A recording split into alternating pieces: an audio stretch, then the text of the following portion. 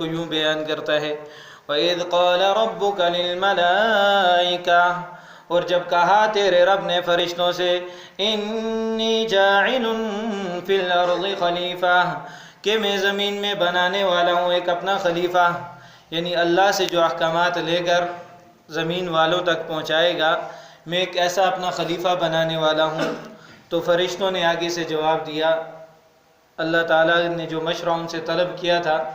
اس کا جواب فرشتوں نے دیا، اور مجھے اور آپ کو اللہ تعالیٰ نے ایک سبق سکھایا کہ اپنے جتنے بھی امور ہیں، مباح امور ہیں، ان میں اپنے سمجھ بوجھ والے لوگوں سے مشورہ کر لیا کریں۔ فرشتوں نے کہا قالوا اتجعل فيها من يفسد فيها ويسفك الدماء،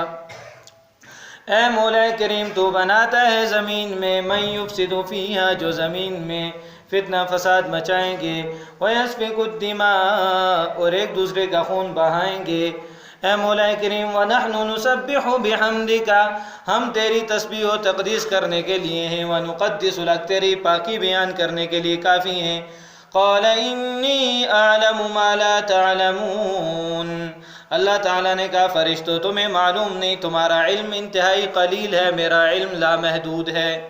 تمہارا علم صرف ظاہری چیزوں کو دیکھتا ہے، میرا علم پوشیدہ چیزوں کو بھی دیکھتا ہے۔ قال انی اعلم ما لا تعلمون، اے فرشتوں ایسی بات نہیں ہے، ان لوگوں میں کچھ ایسے لوگ بھی ہوں گے جو دن رات اللہ تعالیٰ کو یاد کرتے ہوں گے،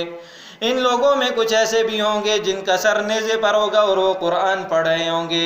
ہاں ان لوگوں میں برے لوگ بھی ہوں گے، لیکن ان لوگوں میں ایسے بھی ہوں گے جن کی راتیں مصلے پر گزر جائیں گی۔ وَعَلَّمَ آدَمَ الْأَسْمَاءَ